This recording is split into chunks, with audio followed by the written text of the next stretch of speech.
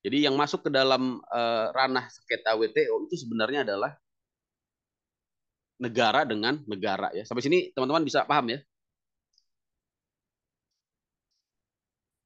Bisa dipahami? Bisa, Pak. Oke ya. Oke, Pak, bisa. Ya. Ini penting untuk dipahami karena itu kita harus bisa membedakan mana yang masuk ke dalam ranah hukum perdata internasional dan mana yang masuk ke dalam hukum publik internasional. Gitu ya. Jadi yang kemarin saya bahas tentang penyelesaian sengketa itu masuk ke dalam uh, hukum privat ya, nah, hukum perdata internasional. Makanya bisa digunakan alternatif dispute ya, alternatif dispute dalam bentuk negosiasi ya, konsultasi maupun mediasi ya. Kalau tidak tercapai alternatif dispute maka menggunakan sarana litigasi yaitu arbitrase. Saya masukkan ke litigasi ya teman-teman ya. Karena dia kan sebenarnya juga beracara ya melalui proses beracara juga ya di badan-badan arbitrase resmi ya yang didirikan oleh negara maupun didirikan oleh organisasi internasional gitu ya. Nah, ini yang harus dipahami oleh teman-teman. Ini masih yang kemarin ya. Jadi negara pun bisa dihadapkan ke peradilan privat ya. Negara bisa dihadapkan ke peradilan privat. Dalam hal apa? Dalam hal negara bertindak dalam kapasitasnya sebagai badan hukum privat yang disebut dengan jure gestiones ini ya, yang nomor 2 ini ya teman-teman ya. Jure gestiones, tindakan negara di bidang keperdataan atau dagang. Misalnya bukan yang kasus nikel ya. Misalnya kasus apa Indonesia digugat oleh pihak asing, dalam hal ini pihak asingnya adalah bukan negara tapi pihak swasta. Banyak ya, misalnya kasus yang cukup besar itu kan masalah satelit ya, satelit pertahanan ya. Coba teman-teman bisa googling ya. Indonesia digugat oleh si vendor satelit itu kalau tidak salah ya. Atau Indonesia yang menggugat ya, saya lupa ya.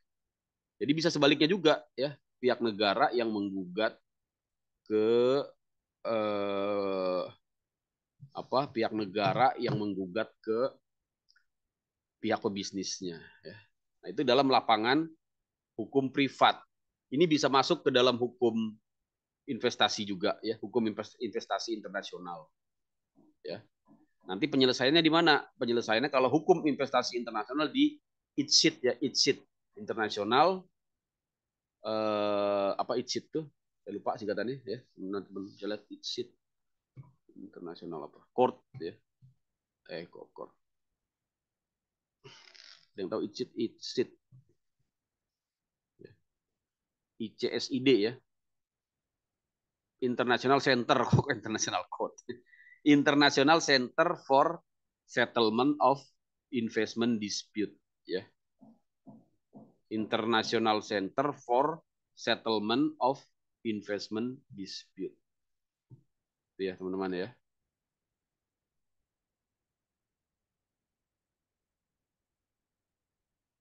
Oh. Oke. Jelas ya, mana yang masuk ke ranah hukum publik, mana yang masuk ke ranah hukum perdata. Jadi walaupun unsur negara ada di situ, ya dia bisa masuk ke dalam ranah hukum perdata internasional ketika negara berperan sebagai apa? Sebagai badan hukum perdata ya. Negara bertindak sebagai badan hukum perdata ya, misalnya ketika misalnya pemerintah Indonesia mengadakan kontrak investasi ataupun kontrak kerjasama dengan pihak swasta ya, dengan swasta asing ya, misalnya dengan Freeport.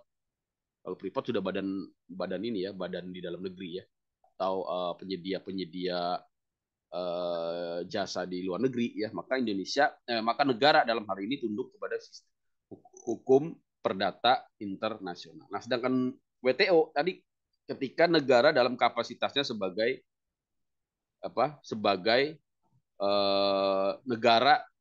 negara berdaulat di bidang hukum publik yang disebut dengan jure imperi. Itulah baru masuk ke dalam ke dalam ranah hukum publik yang nanti ya proses penyelesaian sengketanya adalah di forum WTO untuk sengketa hukum dagang internasional. Nah, ini pelan-pelan nih mau memahaminya. Moga-moga saya bisa menjelaskannya dengan dengan clear ya, teman-teman ya. Saya kira itu ya, ini materi yang kemarin teman-teman bisa tonton lagi di YouTube saya. Jadi saya kembali lagi ke materi kita, yaitu tentang transaksi bisnis internasional ya. Ini materi saya sampaikan di Diklat Ahli Kepabeanan. Sebelumnya sudah pernah saya sampaikan ya, teman-teman. Yang akan kita bahas ini dua ini ya. Tahapan-tahapan transaksi dan dokumen transaksi perdagangan internasional. Ini merupakan materi untuk dua pertemuan. Makanya ini kita akan selesaikan hari ini sehingga nanti minggu depan kita tidak ada pertemuan lagi, langsung UTS gitu ya. Nah, ini sudah ya. Sudah pernah kenalan. Nah, ini dulu saya sampaikan di pengacara cukai Indonesia gitu. Jadi ada asosiasi ya perkumpulan ya pengacara cukai Indonesia mengundang saya untuk menyampaikan materi pelatihan ya. Jadi ini juga nanti teman-teman bisa dapatkan di pelatihan ahli kepabeanan ya kalau bergabung dengan IBLAM di pelatihan ahli kepabeanan. Nah, ini mungkin beberapa teman-teman rekan-rekan sudah sudah familiar ya, bahkan mungkin lebih expert dari saya ya, terutama yang di bidang perbankan ya. Pak siapa kemarin yang di bidang perbankan dari BNI ya, atau yang di bidang logistik ya. Ada yang di bidang logistik sini ya. Nah, sudah sangat familiar dengan flowchart ini ya.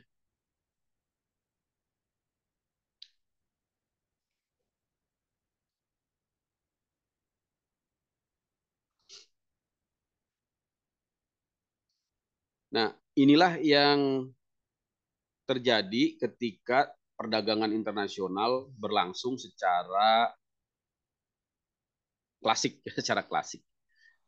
Karena sekarang sudah lebih berkembang, ya. Jadi model seperti ini model klasik, model klasik. Tapi biasanya ketika partai besar ya, partai itu bukan partai politik maksudnya shipment dalam jumlah besar, ya, menggunakan mekanisme seperti ini. Tapi kalau perdagangan internasional itu yang lazim ataupun yang biasa dilaksanakan secara informal ya, misalnya ketika kita memesan barang dari marketplace, memang flowchart-nya tidak seperti ini ya. Ini yang flowchart yang klasik atau flowchart yang paling lengkap gitu ya, paling lengkap ya. Jadi dimulai dulu dengan sales kontrak ya. Pada lazimnya ataupun kebiasaan kita sebagai pelaku sebagai uh, dalam keseharian kita ya, misalnya kita tadi yang membeli dari marketplace memang kita tidak melakukan perikatan sales kontrak ya. Kita juga tidak memesan jasa pelayaran ya, karena itu semua sumbernya sudah dihandle oleh uh,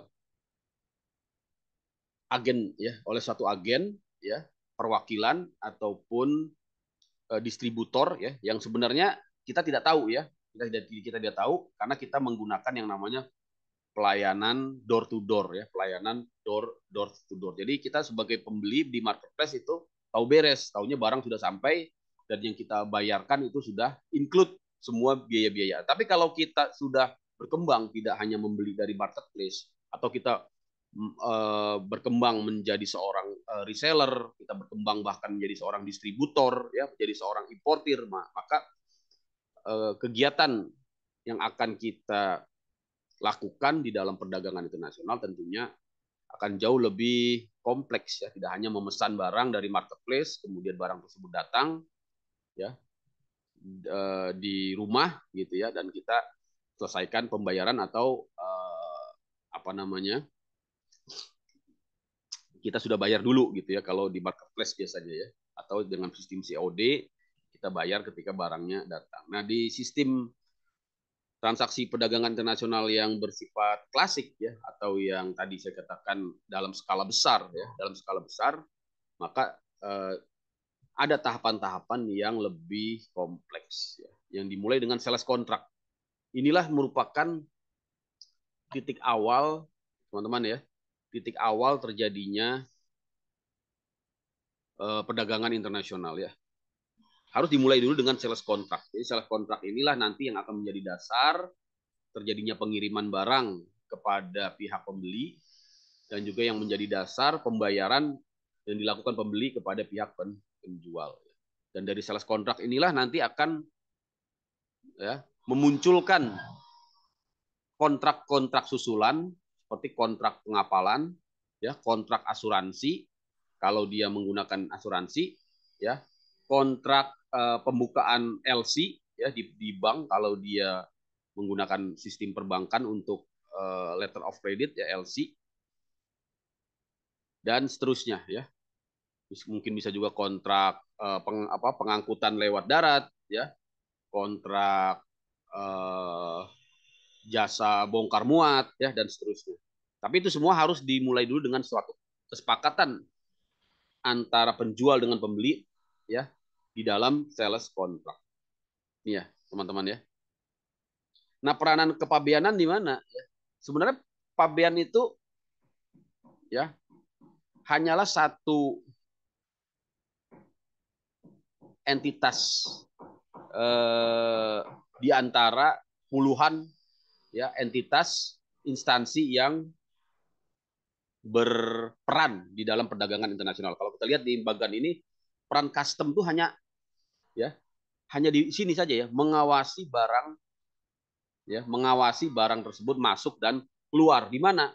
Di kawasan pabean. Istilahnya kawasan pabean ya. Itu istilah undang-undangnya. Tapi yang lazim kita kenal ya, pelabuhan ya, bandara gitu ya, teman-teman ya. Nah, disinilah peran custom di pengawasan ya, di pengawasannya. Nah, selain custom, sebenarnya ada banyak pihak-pihak yang sangat berperan ya, memiliki peranan besar ya seperti ini misalnya lembaga swasta maupun lembaga pemerintah ya. Lembaga pemerintah belum tercapture di sini, tapi ada selain custom kita mengenal misalnya Kementerian Perhubungan ya yang melayani apa pergerakan ya dan mengawasi keselamatan kapal ya dan juga kepelabuhan ya, pihak penyelenggara pelabuhan ya kalau di Indonesia misalnya Pelindo ya atau JICT ya, termasuk badan-badan yang mengawasi ya perdagangan internasional selain bea cukai ya, misalnya ada karantina ya, karantina kan mengawasi dari segi kesehatannya, atau imigrasi ya yang mengawasi dari segi pergerakan manusianya ya, itu juga berperan di dalam perdagangan internasional, termasuk badan-badan yang mengeluarkan perizinan ya, ada banyak sekali puluhan kementerian lembaga misalnya perizinan di bidang kesehatan, maka untuk bisa melakukan proses perdagangan internasional ekspor impor ya barang-barang yang merupakan alat-alat kesehatan dia harus mendapatkan izin dulu dari Kementerian Kesehatan ya teman-teman ya.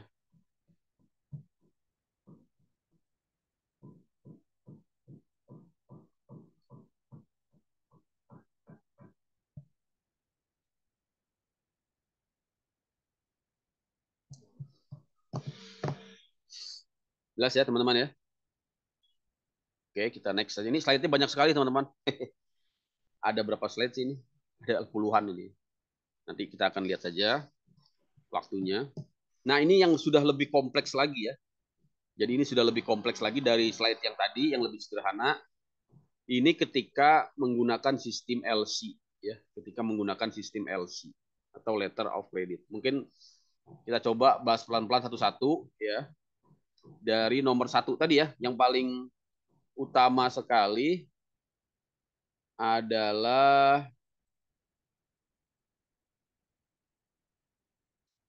nomor satu ya, yaitu sales kontrak ya, dalam sales kontrak yang di sales kontrak pembuatan kesepakatan yang didahului dengan korespondensi dan negosiasi. Ini yang nomor satu, teman-teman ya. Baru kemudian apabila kesepakatan ini sudah tercapai, apa sih isi kesepakatannya ini? Tentunya tadi ya, mengenai harga barang, mengenai jenis barang, ya, mengenai apalagi waktu pengiriman, cara pembayaran, ya, semuanya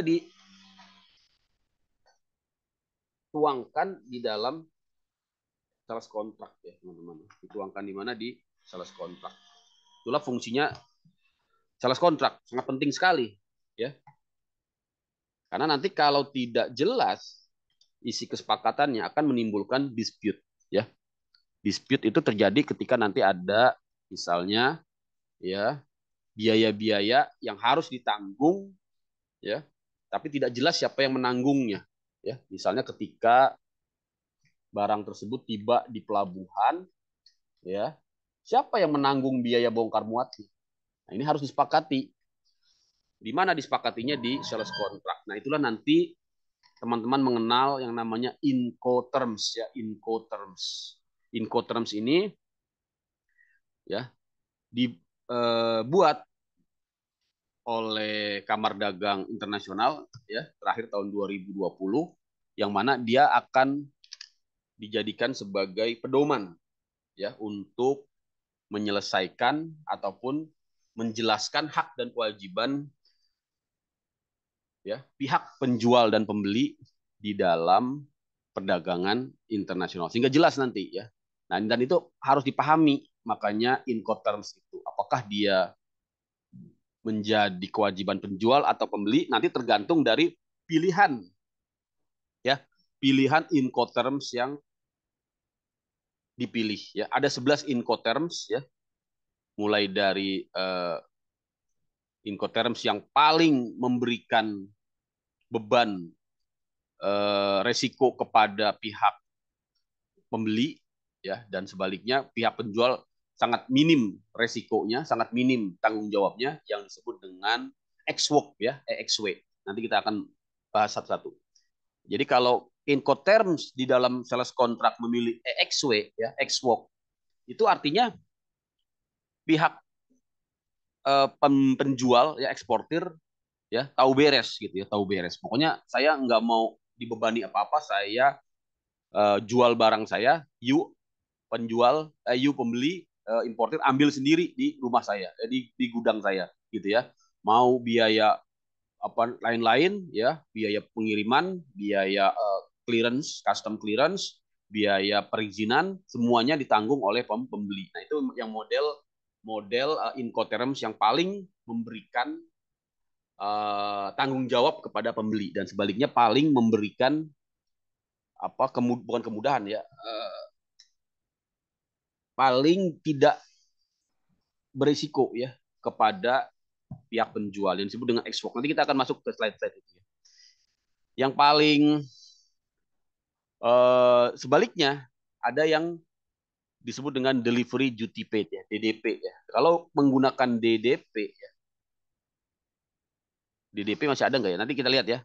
Jadi ada Incoterms yang sebaliknya. Pembeli itu tahu beres. Yang ini sebenarnya lazim kita kenal dengan door to door ya, dengan apa, door to door. Sebenarnya kalau ketika kita membeli secara door to door ya, all in one service ya, itu sebenarnya kita menggunakan Incoterms DDP ya, delivery duty paid ya. Benar nggak? Ada yang tahu ini? DDP apa sekarang namanya DDP ya, DDP, delivery duty paid. Kalau dulu namanya DAT. Nanti kita lihat ya untuk istilah-istilahnya. Nah, intinya seperti itu. Itu harus disepakati di sales kontrak ya, teman-teman. Harus disepakati di mana? Di sales kontrak. Nah, baru sesudah munculnya kesepakatan ini yang merupakan dasar tadi ya, dasar untuk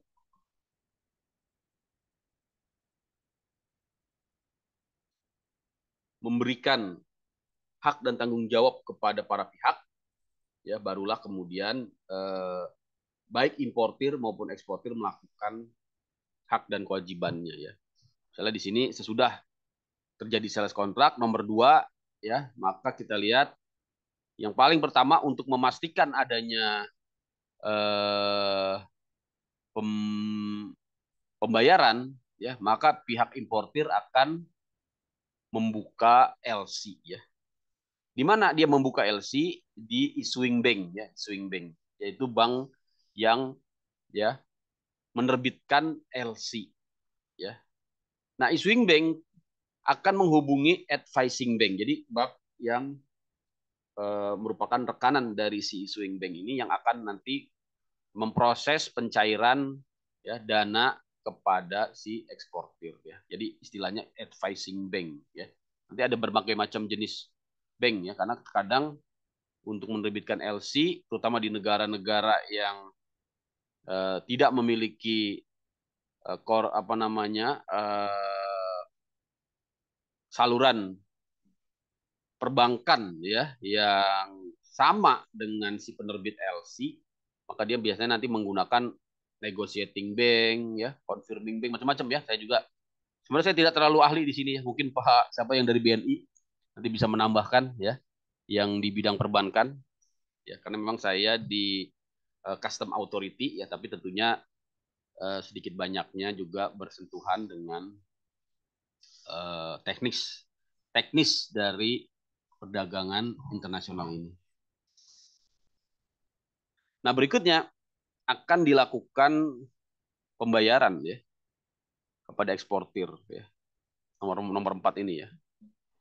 Pembayaran ini nanti akan disepakati apakah ketika barang sudah tiba atau ketika dokumen sudah dikirimkan. Jadi macam-macam ya.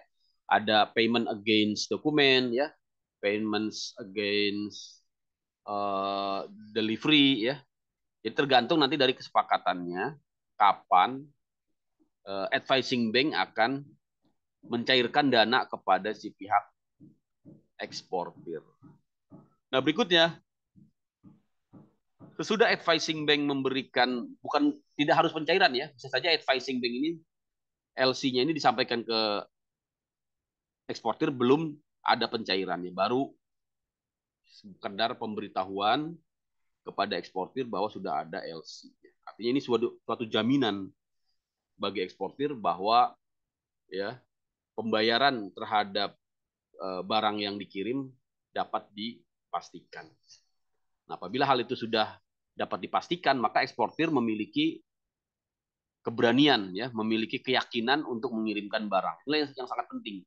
Karena faktor keyakinan ya, trust ini yang menjadikan perdagangan internasional bisa berjalan. Tanpa adanya keyakinan, tanpa adanya trust ya, tidak mungkin eksportir ya sangat berisiko mengirimkan barang ke luar negeri yang mana itu bisa jadi ya akan merugikan pihak eksportir. Seperti ini akhirnya si eksportir ini melakukan pengepakan sudah memastikan adanya jaminan pembayaran dari dalam bentuk LC yang disampaikan oleh siapa? Oleh advising bank di negara pengekspor, di negara eksportir. Ya, teman-teman ya.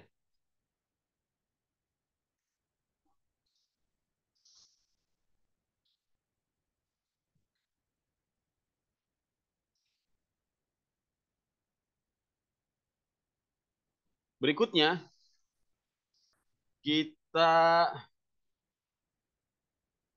masuk ke tahap pengapalan ya. Jadi sudah barang di packing.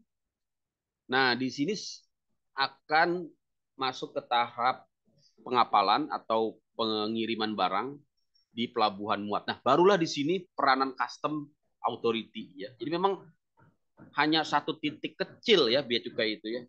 Dibandingkan tadi berbagai macam sub rantai apa tadi rantai supply chain lah mungkin ya. Rantai rantai pengiriman yang sangat panjang gitu ya. Dan bea cukai hanya satu titik saja, tapi memang kadang-kadang kalau kita bicara masalah bea cukai ini seolah-olah satu-satunya ya instansi yang paling disalahkan kalau ya terjadi delay ya.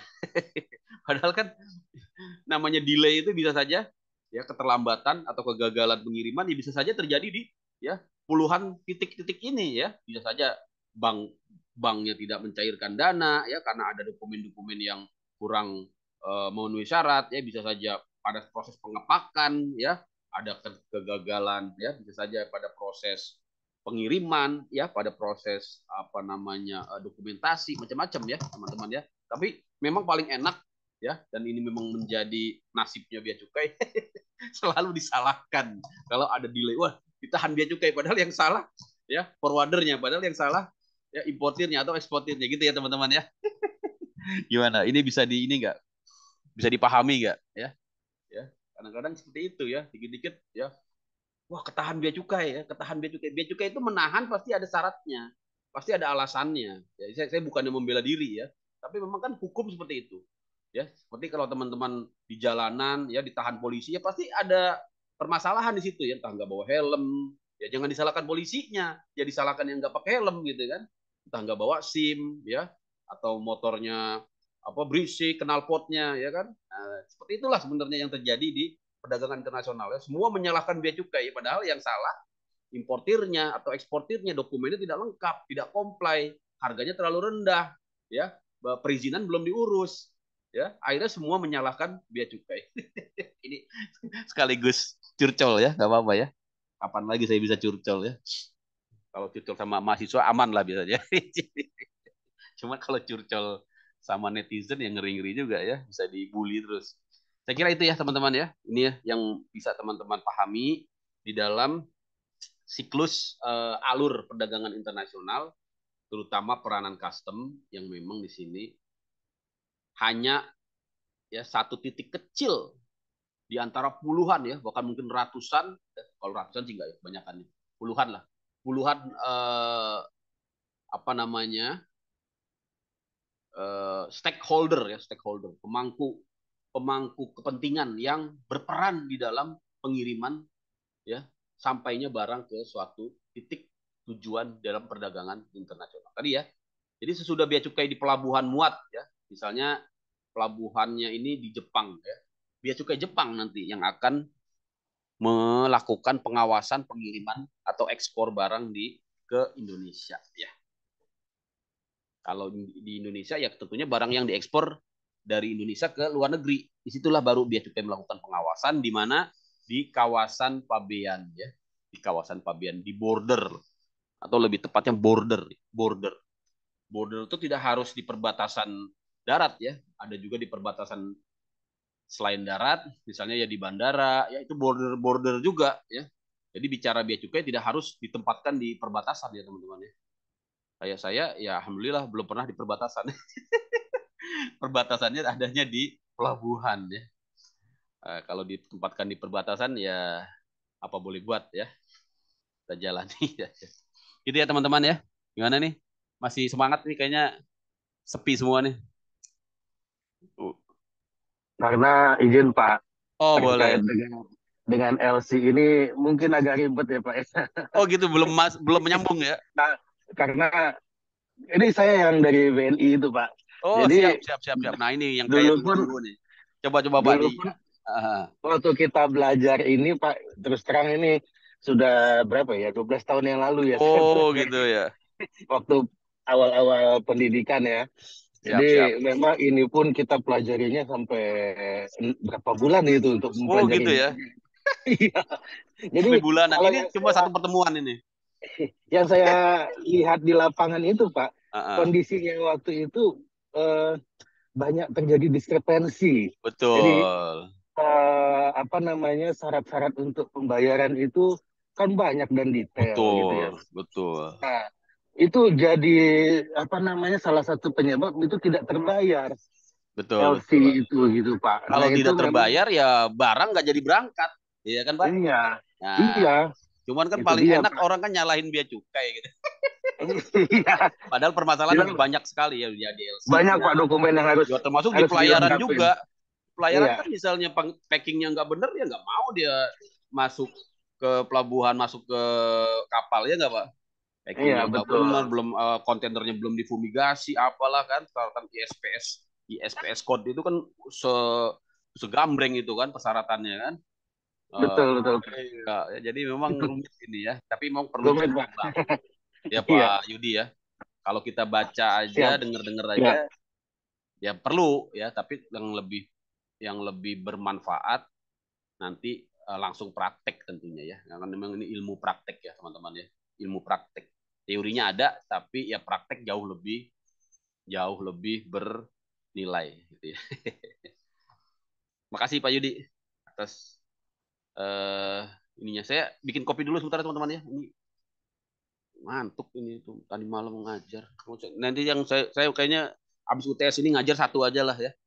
Ini yang hari Jumat saya kayaknya mau saya kasihkan ke dosen lain nih.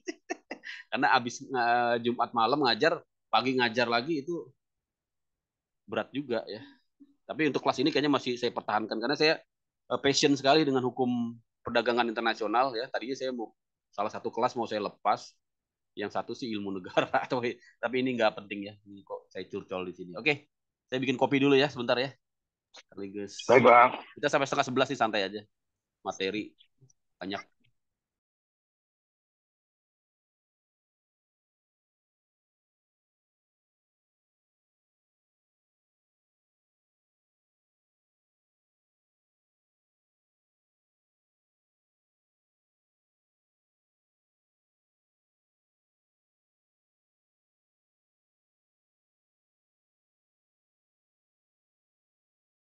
Eh, masih di mute tadi. Oke, kita lanjut lagi. Sorry, tadi kepotong. Bikin kopi ya, kita sampai jam setengah 11. Insya Allah nanti saya maksimalkan waktu untuk membahas tentang dua materi ya, perdagangan internasional, transaksi bisnis perdagangan internasional, dan mekanisme pembayaran juga mekanisme pengiriman ya. Jadi dua pertemuan ke-6 dan ke-7 kita manfaatkan ya untuk menyelesaikan materi kita. Saya kira itu untuk mekanisme perdagangan transaksi bisnis internasional. Dari satu slide ini kita bisa tergambar ya, bisa eh, kita pahami betapa kompleks sebenarnya ketika perdagangan internasional yang kita lakukan sudah masuk ke dalam eh, apa namanya, skala yang besar ya. Tentunya ini skala besar ya, eksportir dan importir.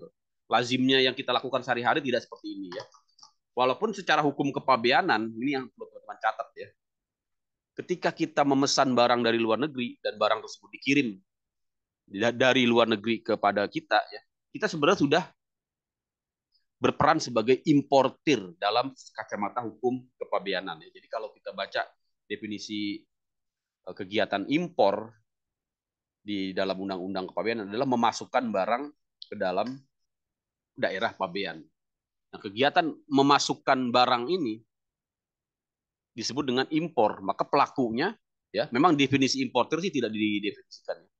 Pelakunya dapat dikatakan sebagai importir.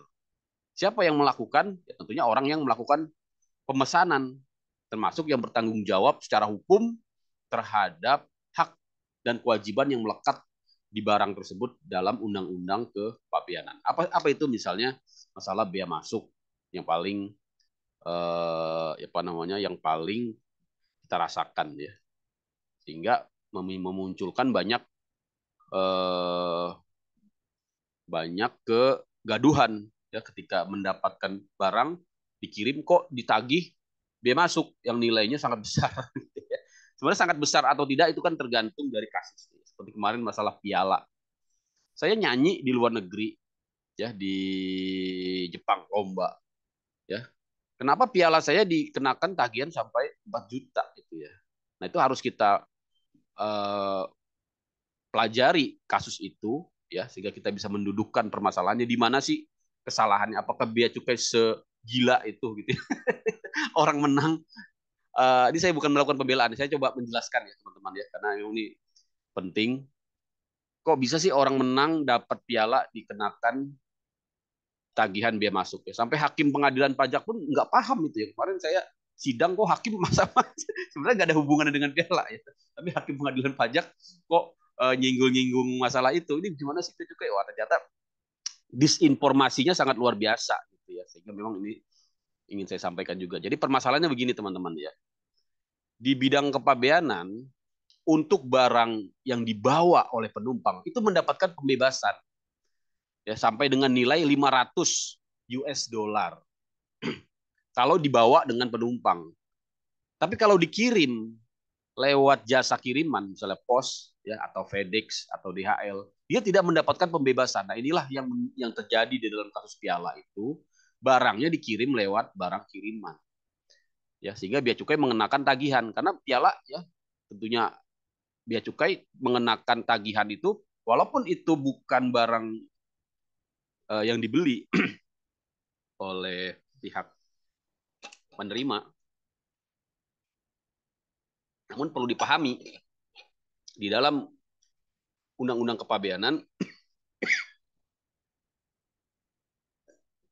ketika suatu barang merupakan barang sampel, barang hadiah, ya, atau barang gift, maka dia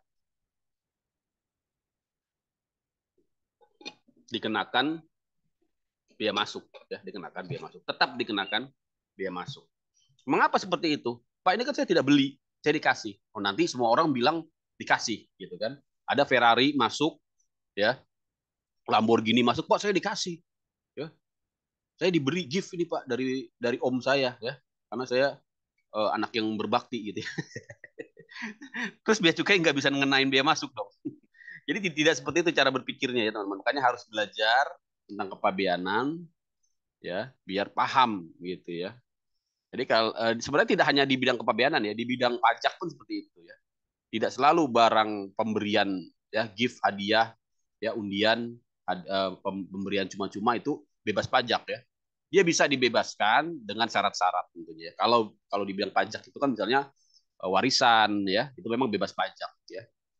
Dia bebas pajak atau hibah dalam satu darah. Dia bebas PPN. Bebas PPN enggak ya?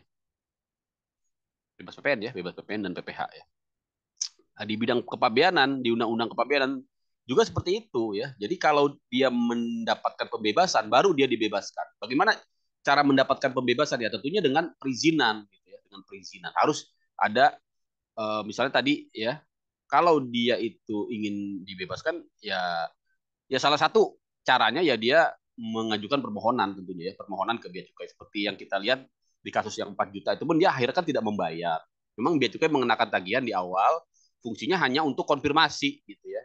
Mau bayar enggak gitu ya. Makanya kemudian di situ ada dialog yang kemudian bisa jadi salah dipahami ya padahal sebenarnya bisa saja dia dibebaskan ya karena tadi atas pertimbangan barang tersebut merupakan hadiah lomba gitu ya, dan dia juga sebenarnya masuk ke dalam kategori barang penumpang. Sebenarnya dia bisa dikategorikan barang penumpang gitu ya, karena kan dia mau dibawa oleh si importirnya tapi tidak muat gitu ya, tidak masuk ke dalam bagasi sehingga sudah dikirim saja. Nah, itu bisa mendapatkan pembebasan sebagai barang penumpang dan dikecualikan dari ketentuan-ketentuan larangan dan pembatasan. Itu ya teman-teman ya. Ini yang perlu dipahami ya.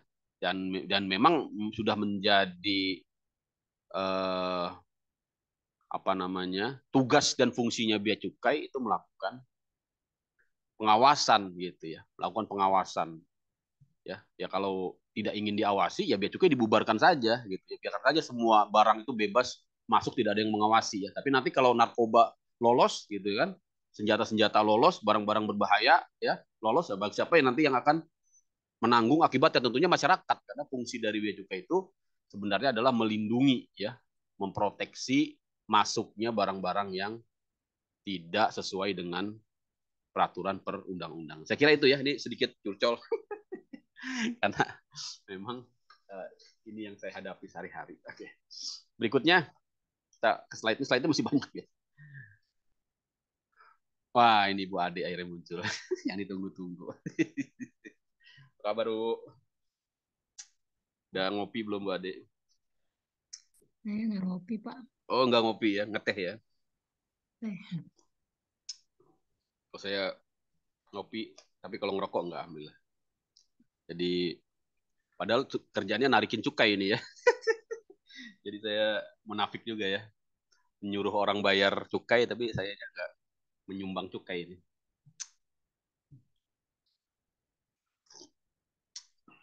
Jadi ini tadi ya kesimpulannya teman-teman, ada banyak sekali stakeholder, pemangku kebijakan, pemangku kepentingan, pemangku kepentingan ya, stakeholder itu apa sih? Pemangku kepentingan ya, stakeholder ataupun pihak-pihak yang berkaitan dengan perdagangan internasional. Yang paling utama tentunya importir dan eksportir ya, karena mereka lah sebenarnya yang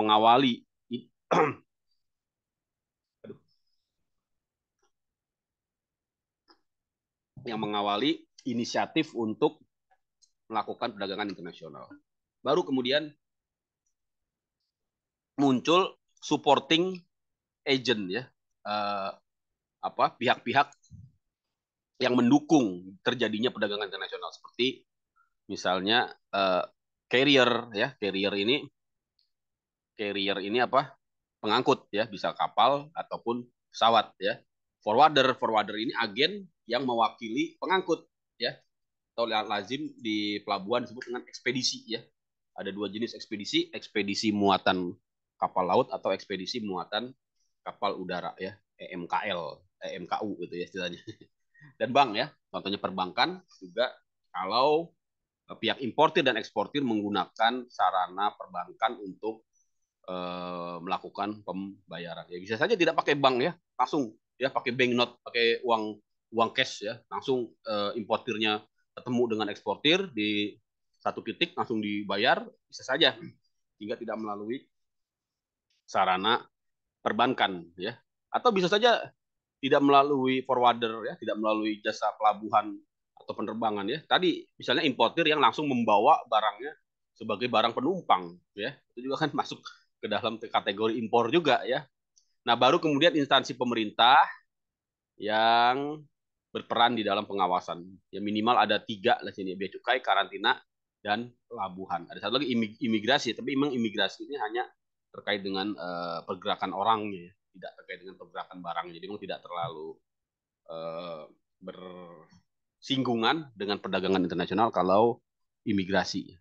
Yang paling berperan ya ini bea cukai, karantina, dan Kementerian Perhubungan atau pelabuhan, pengelola pelabuhan ya, otoritas kepelabuhan. Jadi ini teman-teman, kembali saya ingatkan, ada puluhan instansi yang sangat ya mempengaruhi pergerakan barang ya dari satu titik ke titik di dalam perdagangan internasional atau kegiatan ekspor impor di pelabuhan ya. Ini mulai dari ketika kapal tersebut sandar, maka dia akan berurusan dengan CIQ ya, Custom, Immigration, and Quarantine ya. Biasanya sebelum kapal sandar marah ya, di tengah-tengah pelabuhan, di tengah-tengah laut ya, ketika dia lego jangkar, disitulah bea cukai bisa melakukan pengawasan ya, baik itu imigrasi juga karantina. Kemudian kepanduan atau jasa pandu ya, pilot ya, disebut juga pilot kalau di sini namanya pilot ya, melakukan jasa untuk mengarahkan kapal-kapal ke alur yang ditentukan. Pelindo ya tentunya dalam proses pelayanan ke pelabuhan bongkar muat ya, walaupun bongkar muat ini diserahkan kepada pihak vendor ya, misalnya perusahaan bongkar muat, pengelola TPS ini tempat penimbunan sementara ya, kemudian agen kapal, kemudian juga operator terminal. Nah, pelayanan ekspor impor ini juga custom, pelindo, dan operator terminal, dan tenaga kerja bongkar muat. Barulah nanti diproses pengeluaran dan pemasukannya ini, custom juga berperan ya di pengeluaran ataupun pemasukannya di titik-titik apa namanya, pos ya, pos ataupun gate ya, istilahnya di get in atau get out.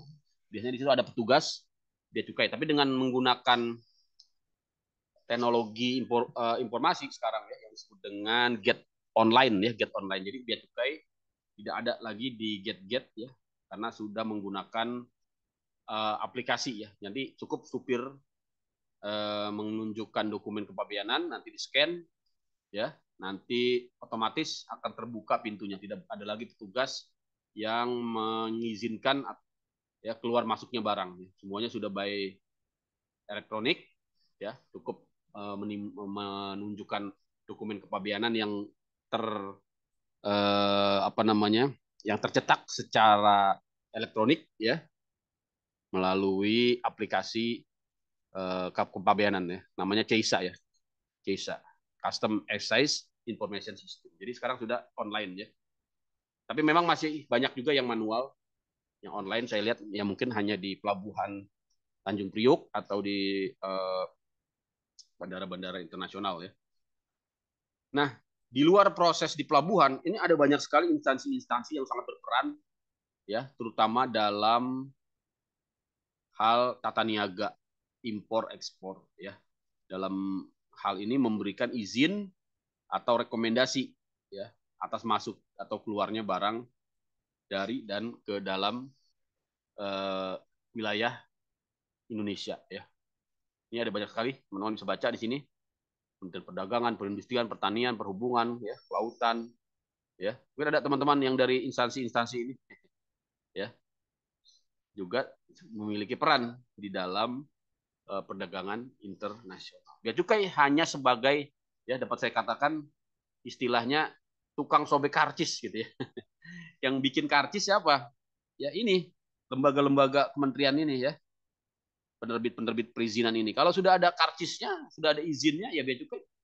Ya, dan izin tersebut juga sudah sesuai dengan barang yang diimpor, ya, maka akan dirilis. Ya, tidak akan ditahan ya. Karena bea cukai tadi fungsinya hanya tukang sobek karcis ya. Nah, yang membuat karcis ini ya yang sangat berperan sebenarnya ya untuk tadi me, mengatur ya, mengizinkan ya barang keluar ataupun masuk ke dalam daerah pabean. Nah, yang sekarang banyak terjadi yang disebut dengan e-commerce ya, yang lazim kita lakukan sehari-hari secara sadar ataupun tidak sadar ya, kita sudah melakukan yang namanya kegiatan ekspor impor ya. Kadang-kadang kita nggak sadar ya, kita pesen ya kamera dari Tokopedia, dari Bukalapak, oh ternyata dia diimpor dari Cina ya. Itu benar-benar dari Cina teman-teman ya, dan sampainya cepat gitu ya, nggak sampai seminggu. Kadang-kadang kita pesan dari Jakarta, loh ini kok udah seminggu belum sampai. Ini pesan dari kita pesan yang ternyata barangnya dikirim dari Cina, seminggu udah sampai. Itulah ya kehebatan perdagangan internasional sekarang ya, terutama negara Cina yang sudah sangat support ya berbagai infrastrukturnya sehingga sangat efektif ya, dan kita pun merasakannya ya, bagaimana kita bisa bersaing gitu ya dengan raksasa seperti itu gitu ya. Ya itu pengalaman sering, saya kira bukan hanya saya, teman-teman juga ya, pesan di Bukalapak, pesan di Tokopedia, dari mana nih penjualnya, oh dari Jakarta, oh seminggu nggak sampai-sampai gitu ya. Ketika kita nggak sadar pesan barang ya 3-4 hari ya, 2-3 hari nggak sampai seminggu kok udah muncul, kita lihat kotaknya, wah ini masih alamatnya alamat Cina gitu ya, misalnya di Shenzhen ya, atau di mana tuh di Wuhan ya, luar biasa ya. Itulah kondisi sekarang. Nah itu bisa terjadi bagaimana? Nah ini ya, karena sudah ada tadi ya saya katakan infrastruktur pendukung ya, yang disebut dengan misalnya di sini ada international supply di sini ya, international supply ya, kemudian adanya overseas e-commerce platform ya, masuk untuk media marketingnya ya, media paymentnya juga sudah sedemikian canggih dan real time ya, sudah terkoneksi dengan sistem perbankan, juga penerbangan yang direct ya, mail import ya, kemudian adanya pemeriksaan kepabeanan juga berperan di sini ya, yang cepat di tempat-tempat yang diawasi oleh kepabeanan. Ya teman-teman ya. Jadi dengan cross border e-commerce ini, transaksi bisnis yang menggunakan piranti digital secara online di mana customer lokal dapat membeli produk-produk asing secara lintas negara. Saya kira itu ya. Inilah berbagai e-commerce yang ada di dunia. Halo? Pak Ardiansah mau tanya dong, Pak. Siap Pak Yudi, siap. Pak, misalnya yang e-commerce kita impor dari Cina lah contohnya tadi ya. Itu kalau kita lihat di sini kan harganya masih jauh lebih murah nih Pak, ketimbang yang ada mungkin ya dibandingkan yang ada di Indonesia gitu. Wah, kecil suaranya Pak Yudi. Halo Pak. Nah, ya kan biaya apa namanya untuk apa yang dari Cina ini misalnya untuk harga bisa jauh lebih murah daripada yang ada di Indonesia gitu ya Pak. betul. Yang mau saya tanyakan itu bagaimana apa namanya, apakah di sistem pabean kita ada biaya yang bisa untuk melindungi barang-barang yang ada di Indonesia gitu Pak? Siap. Ini sebenarnya nanti yang Pak? mau saya jadikan soal di UTS Pak Yudi. Waduh.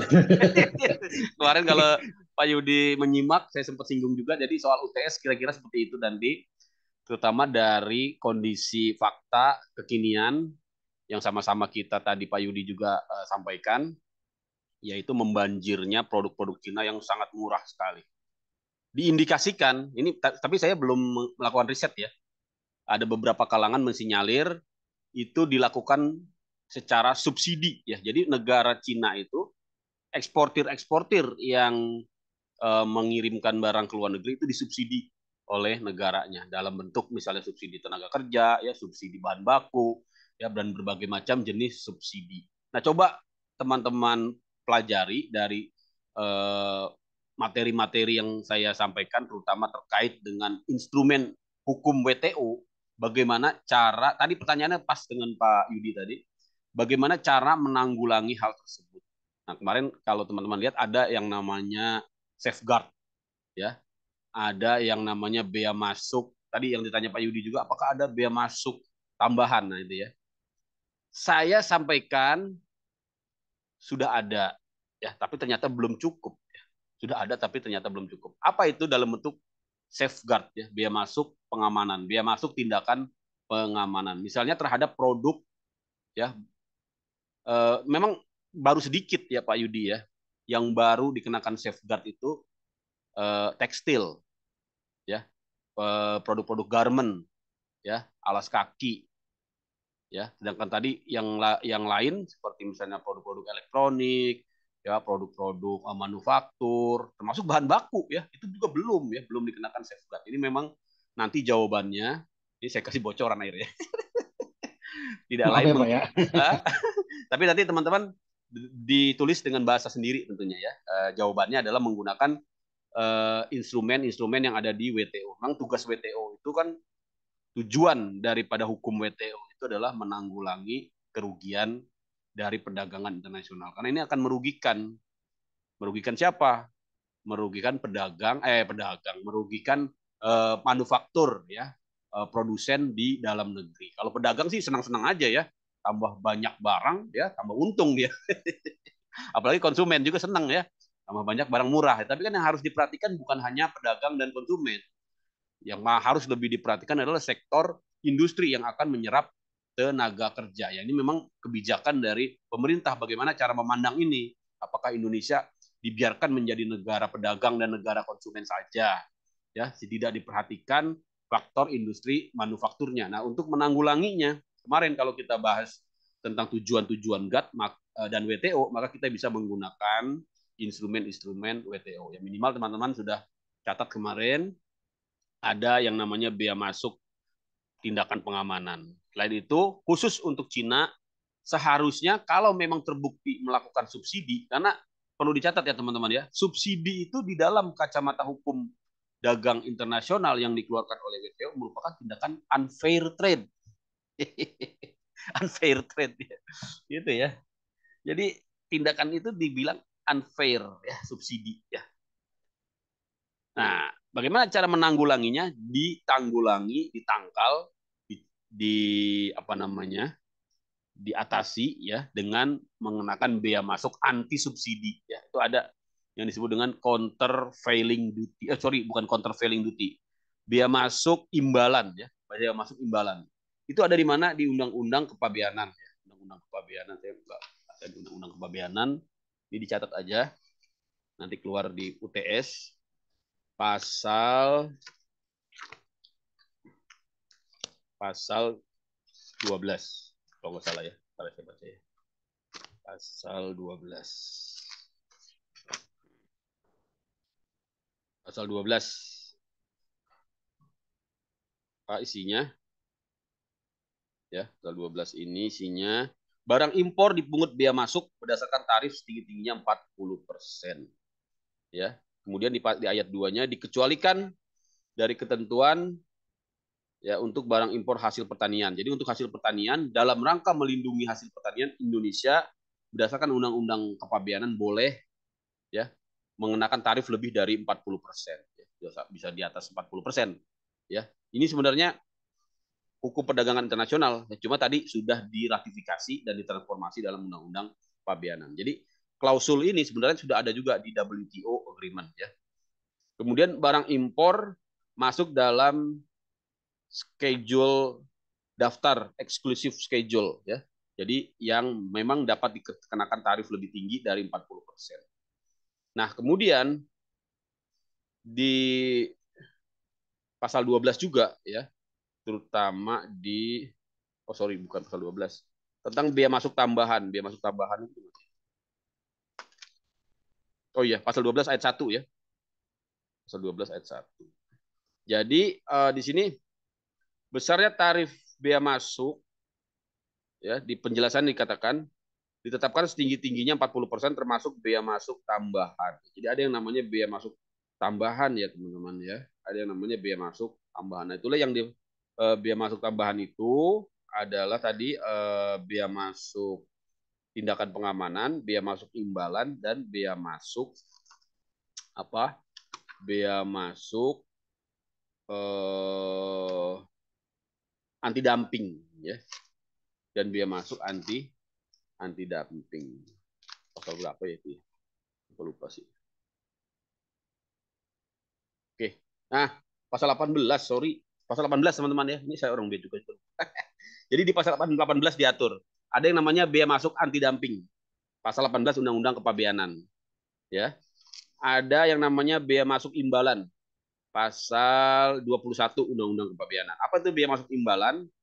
Yaitu biaya masuk imbalan dikenakan terhadap barang impor dalam hal ditemukan adanya subsidi. Nah, ya, yang diberikan ya di negara pengekspor. Nah, jadi ini jawaban dari Pak Yudi tadi. Harusnya Cina dikenakan biaya masuk imbalan. Tapi memang kadang-kadang kan hukum ini selalu hukum ini kan selalu berada di dalam kungkungan politik gitu ya. Saya sih kadang-kadang memandang seperti itu ya. Ya artinya kan instrumen hukumnya sudah ada, tapi lagi-lagi yang paling menentukan man behind the gun-nya. Siapa yang mengaktifkan senjata tersebut gitu ya. Senjata hukumnya sudah ada.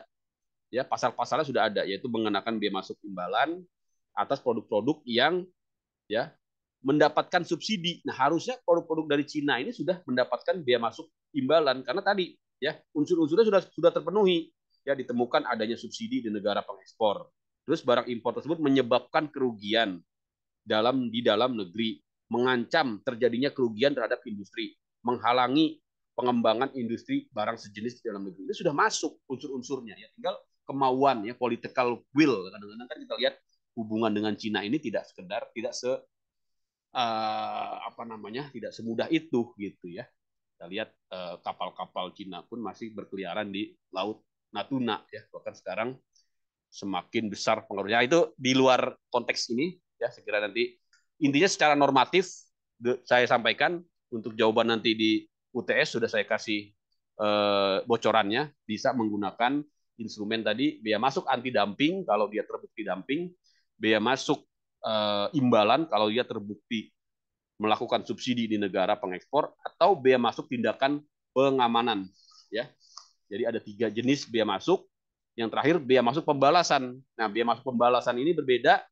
Biaya masuk pembalasan ini lebih kepada tindakan pembalasan apabila Indonesia diperlakukan secara tidak diperlakukan secara tidak wajar ya, atau yang disebut dengan diskriminasi oleh negara mitra perdagangan internasional. Kita bisa mengenakan bea masuk pembalasan ya, countervailing duty. Ya. Kalau bea masuk imbalan itu namanya bea masuk anti subsidi ya. Bea masuk anti subsidi. Ya jelas ya Pak Yudi ya. Itu nanti untuk UTS kayaknya aman lah udah. Terima kasih Pak. Nanti bagaimana cara menuliskan ini? Kayaknya menulis masih ya. Kita modelnya masih menulis, tidak disubmit. Dulu sih waktu pandemi submit ya. Kalau submit ya kelemahannya bisa Ctrl C ya, Ctrl V. Kalau menulis kan minimal ya masih ada inilah ya, usaha gitu ya. Baik, saya kira itu teman-teman untuk UTS saya kira tidak perlu dijadikan beban ya. Oke, e-commerce saya kira ini ya. Ini aja, ini masih banyak slide-nya. Jadi sangat berkembang, Indonesia masuk ke dalam urutan kedua sesudah Singapura dalam segi peningkatan perkembangannya. Top country, top 10 country ranked by retail e-commerce. Jadi Indonesia ini sudah masuk ke dalam nomor 2 ya di lingkungan di dunia, bahkan ini ya, di dunia ya. Ranked by retail e-commerce sales growth ya, luar biasa ya. Di bawah Singapura. Itulah makanya ketika pajak e-commerce ini ditegakkan oleh Kementerian Keuangan ya, oleh Indonesia, ya itu ternyata cukup efektif gitu ya. Ternyata pelaku-pelaku marketplace pun ya yang mereka takutkan tuh apa? Karena Indonesia pangsa pasar yang sangat besar ya. Yang mereka takutkan tuh diblokir gitu ya. Kalau nggak mau bayar pajak ya, nggak mau bayar biaya masuk ya tinggal diblokir aja situs website ya, selesai perdagangannya kan, itu yang mereka takutkan ya. Makanya ketika kemudian muncul dulu ya Amerika kan sampai lobby ya, sampai gertak juga ekspor Indonesia mau di ban ya. Ya tapi buktinya kan akhirnya ya pelaku-pelaku marketplace itu ya Amazon ya apalagi Alibaba ya akhirnya juga tunduk kepada hukum Indonesia ya, harus memungut PPN 11% ya, termasuk juga para penyedia jasa, para penyedia produk-produk barang digital ya, misalnya Netflix ya kan, kemudian siapa Netflix video apa tuh, Netflix ya, saya sih jarang sih nonton gituan, macam-macam lah itu ya.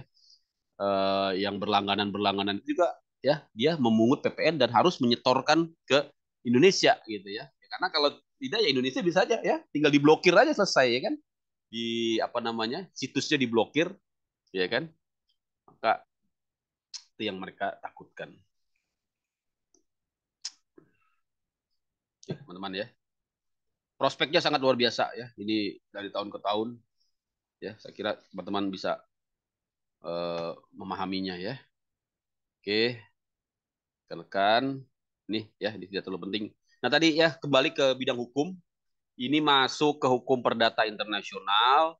Mengapa? Karena murni ya perikatannya antara bisnis to bisnis ya, importir dengan eksportir ya, yang diikat dalam bentuk sales contract ya. Tapi memang secara teori sales contract ini tidak harus dalam bentuk tertulis ya. Dalam bentuk lisan pun bisa ya. Tapi nanti ketika terjadi dispute, kalau tidak ditulis dia akan kesulitan dalam menegakkan pembuktian di hadapan majelis hakim ya. Apalagi itu terkait dengan one prestasi, gagal bayar, gagal kirim ya, resiko yang tidak jelas ya.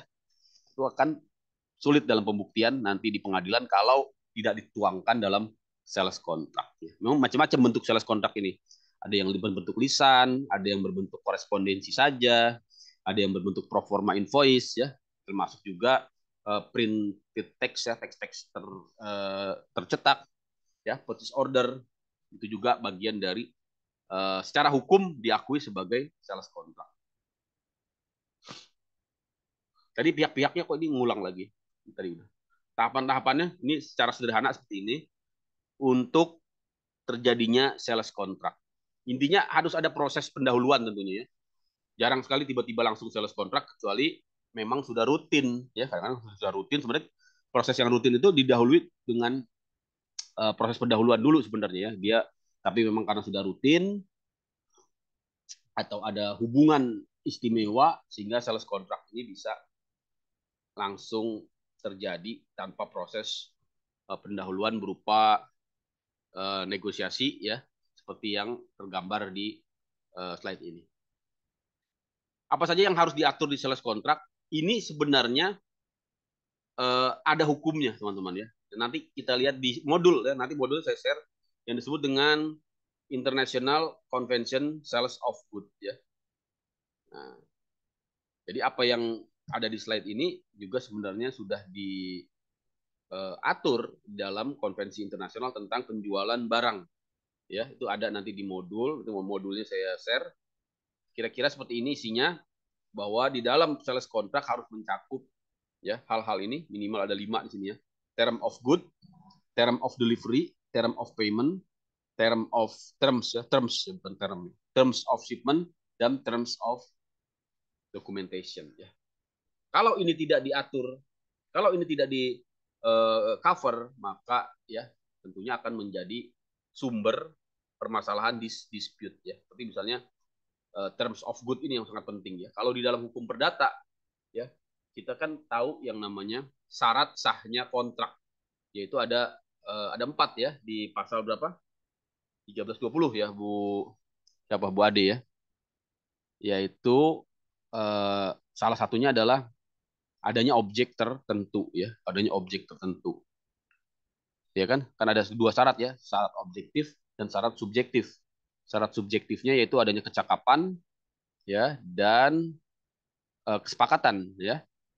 Syarat objektifnya ada 2 juga ya, yaitu objek ya tertentu dan sebab yang halal ya. Sebab yang halal itu artinya tidak boleh bertentangan dengan peraturan perundang-undangan dan asas-asas ya hukum ya. Sedangkan objek tertentu yang dimaksud adalah adanya suatu prestasi yang jelas ya, suatu barang ya ataupun jasa ya ataupun perbuatan yang harus dilakukan ya atau tidak dilakukan yang disebut dengan objek tertentu. Dan inilah yang harus dijelaskan di dalam sales kontrak, sama seperti yang ada di dalam hukum perdata, yaitu harus jelas ya terms of good-nya, rincian barangnya, jenis barangnya. Ya, kalau ngirim mobil harus jelas mobilnya ya, mobilnya merek apa ya, tahun berapa, warna apa ya, nomor induknya apa namanya, nomor VIN-nya berapa ya, jangan sampai tidak jelas ya, sehingga nanti kalau tidak jelas maka perikatan tersebut bisa menjadi perikatan yang unenforceable, tidak bisa ditegakkan. Artinya ya dia dapat dibatalkan gitu ya, atau tidak memiliki kekuatan hukum ya sales kontrak tadi ketika terjadi dispute ataupun one prestasi ya teman-teman ya. Nah, yang akan kita bahas secara cukup mendalam ya sampai dengan akhir pertemuan ini tentang terms of delivery yang lazim kita kenal dengan Incoterms ya, terms of delivery. Nah, sekarang sudah terbit Incoterms yang terakhir, yaitu Incoterms tahun 2020 ya teman-teman ya. Wow, sekali ya.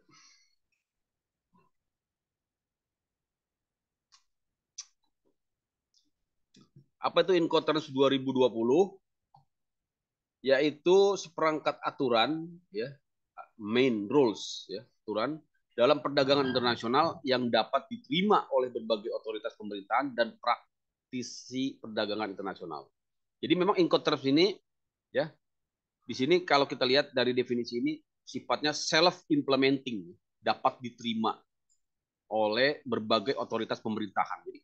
Jadi walaupun dia bersifat hukum perdata internasional ya, choice of law, tapi karena sifatnya tadi yang merupakan hukum kebiasaan ya, sehingga dia menjadi standarnya menjadi, kalau saya katakan di sini, masuk ke dalam hukum kebiasaan ya, hukum kebiasaan ya, self implementing, sehingga dia otomatis diimplementasikan oleh seluruh ya negara-negara, otoritas-otoritas ya, pemerintah dan juga praktisi perdagangan internasional. Apa sih contoh dari Incoterms ini? Kita lihat di sini ada 3 huruf ya yang mewakili pasal-pasal yang cukup pasal-pasal yang cukup banyak di dalam mengatur ya syarat-syarat pengiriman ya, itu cukup dengan menyebutkan 3 huruf ya. Jadi 3 kode huruf inilah yang akan nanti harus merefer kepada perjanjian kepada dokumen Incoterms 2020 yaitu EXW, FCA, ya, CIP, FOB dan lain-lain. Nanti ada berapa? Ada 11 ya teman-teman. Ada 11 Incoterms ya, ada 11 Incoterms. Ya, teman-teman ya.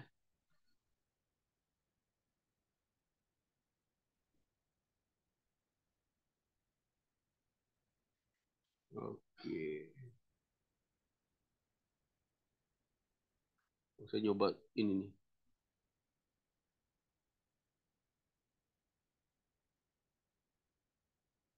Oke, teman-teman ya.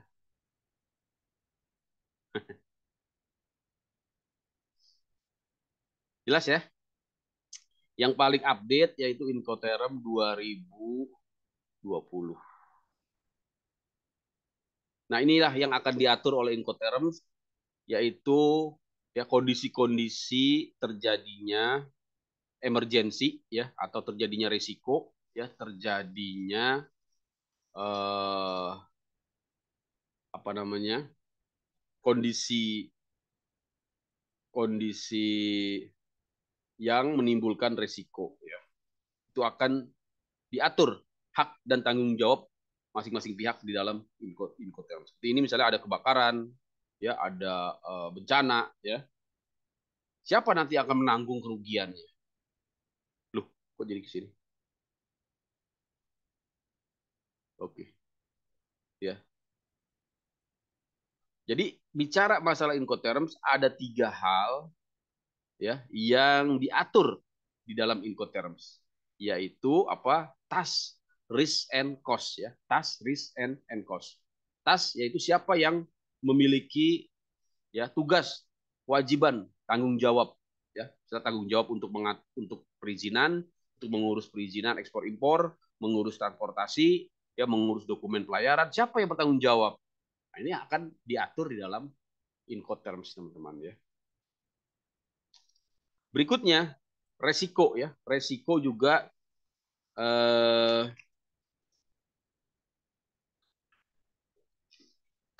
menjadi hal yang diatur secara jelas di dalam Incoterms ini. Apa sih resiko itu?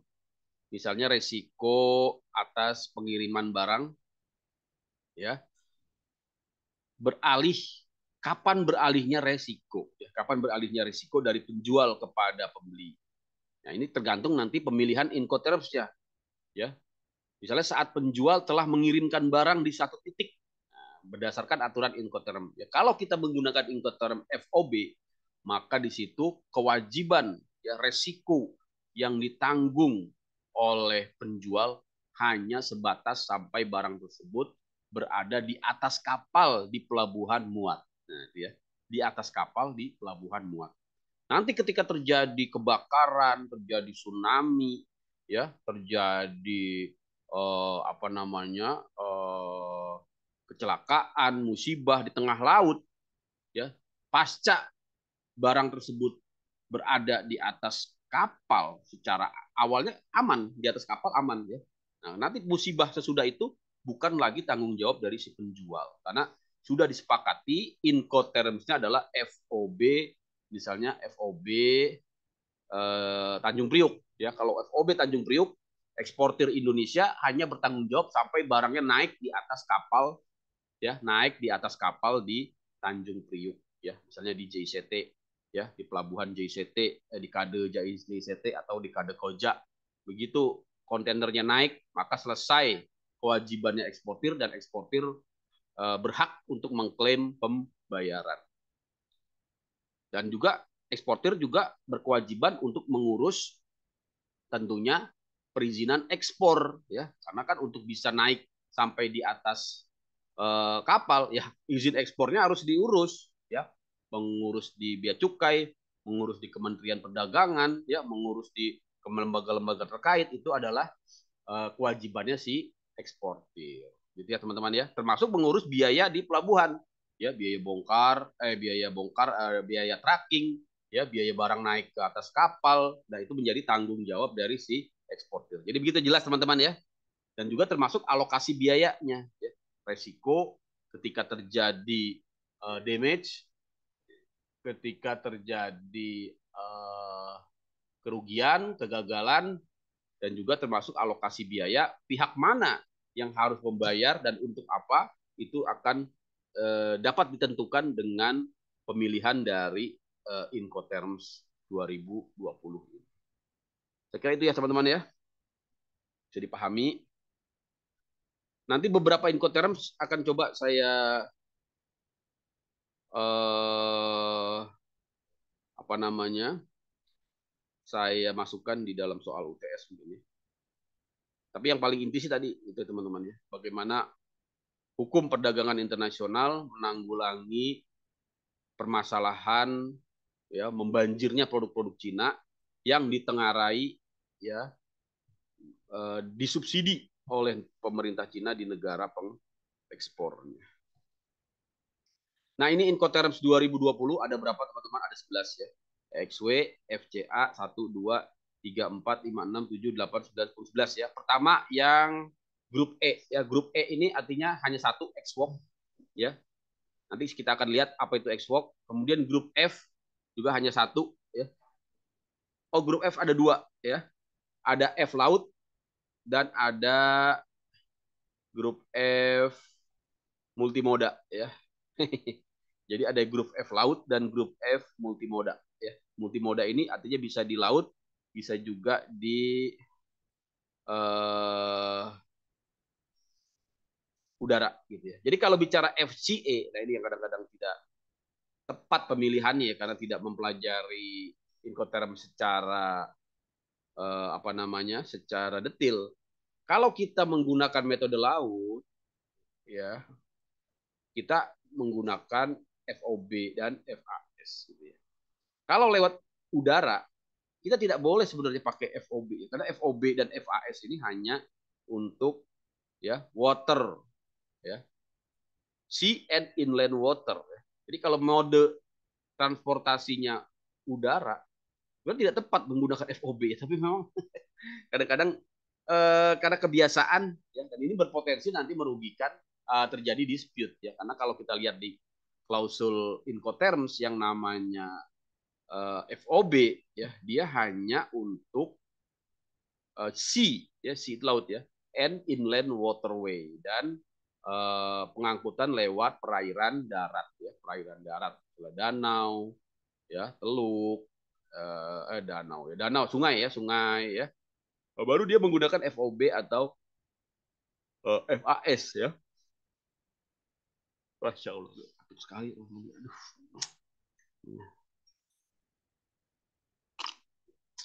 Silakan ya kalau ada yang mau didiskusikan ya, biar nggak ngantuk ini. Kemudian apalagi teman-teman, untuk yang grup C ya, untuk yang grup C ini juga ada dua ya, baik yang di tipe multimoda ya, anymoda ini multimoda ya, bisa dengan udara ya, atau udara ya.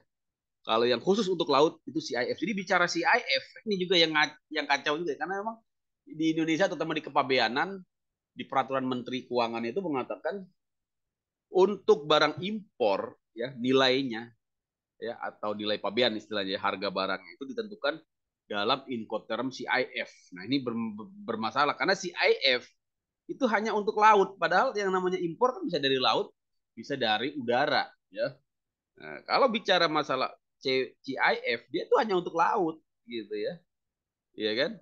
Sedangkan kalau laut pakai udara, dia tidak menggunakan CIF, dia menggunakan CPT atau CIP. Nah, ini kadang-kadang memang ketika hukum perdagangan internasional ini dituangkan ya di dalam hukum publik, ya ini kadang bisa menjadi apa namanya, diskrepensi tadi yang dikatakan Pak Yudi tadi ya. Kok ini lewat laut, lewat udara kok CIF? Sedangkan CIF itu kan harusnya lewat laut gitu ya. Nah ini kan bisa menjadi masalah. Nanti masalahnya gimana? Ya importir nggak mau barangnya dikirim pakai kapal karena dia metodenya CPT ya. Saya CPT kok. Saya CPT itu lewat udara. Nah ini kan menjadi dispute ya. Menjadi dispute, teman-teman ya. Atau sebaliknya dia pakai metode CIF, kok barangnya dikirim pakai kapal. Nggak mau ya.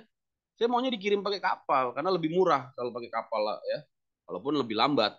Kalau dikirim pakai udara ya memang lebih cepat tapi jauh harganya lebih mahal, berkali-kali lipat daripada biaya pengiriman lewat udara. Nah, ini menjadi sumber dispute ya. Menjadi sumber dispute ketika salah memilih Incoterms dengan pemahaman yang keliru. Jadi kalau CIF ya dia hanya menggunakannya dari mode apa namanya transportasinya sea and inland waterways transportation only. Ya, teman-teman ya. Jelas ya? Nah, ini cakupan kewajiban penjual dan pembeli ya. Yang pertama kewajiban pembeli ya. Kewajiban pembeli itu kita lihat di sini diatur di mana? Di klausul B ya, klausul B ya. B1, B2, B3 dan seterusnya ya.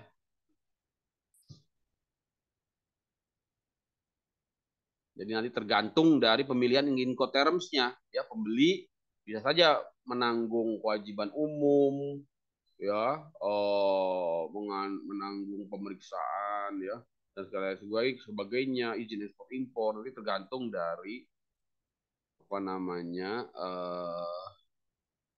tergantung dari kesepakatannya